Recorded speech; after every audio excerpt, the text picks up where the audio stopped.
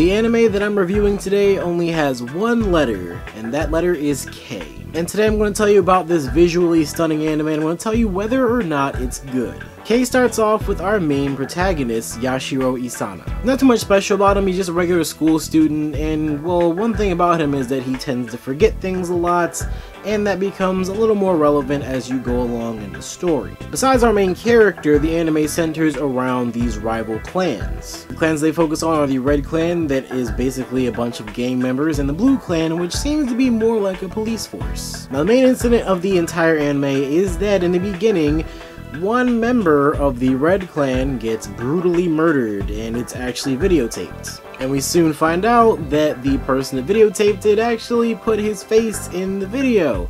And that dude looks exactly like our main character, Yashiro. So the main question is Yashiro really the killer that took out one of the Red Clan members? This is honestly one of the bigger plot points in the anime, and it's a really big question that pretty much is going over throughout half the anime itself. But going back to the clans, the Red and the Blue Clan, each one has its own powers. We do learn more about these powers, and we definitely get to see a lot of what these powers do for these clans. And also alongside that, you see quite a lot of interesting fights. I will tell you this though, the anime has an interesting plot, but it's held back heavily by the time restraints and the fact that it's only 13 episodes. Because honestly, the anime is just too damn short for all that it has to offer. It starts to go more into these powers and the sources of these powers, but it doesn't heavily go into the minute details of everything. And because it has to fit all this plot within 13 episodes, it sort of glosses over a whole lot of stuff and leaves you wanting more information. And alongside that, you have different characters that show up, like these two best friends that are now separated into these two different clans, and even Yashiro's friends Kuro and Neko, who aren't completely developed themselves. It does take down a lot of the quality of the anime. In terms of the story, it's just because of time restraints. Otherwise, the story is very interesting. It has a lot that it could offer.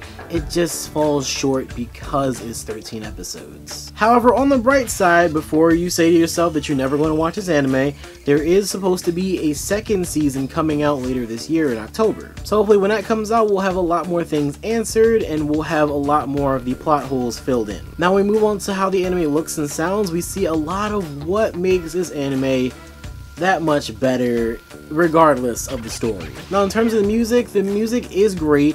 Sometimes a little repetitive, but it's not too much to either complain about or give too much praise to. But the animation is what simply pops out and looks so good. For an anime that uses colors to not only define the different colors of the clans, but to also define the different characteristics of certain characters, it definitely does add to the anime and makes it that much better. Most people would even say that the animation is one of the reasons to stick along for the entire anime, because it only gets better as the anime goes on. Now another great part about this anime is the fights. One word about the fights that I've been saying ever since the very first episode is that it looks very stylish. The anime even starts itself off by getting right into the fights and showing off how beautiful they look in contrast with the animation and colors. And it might just be the colors and the animation that makes the fights look so much better to me, but they are enjoyable nonetheless. Now you might want to take this part with a little bit of a grain of salt, but some people do compare this anime to Durarara in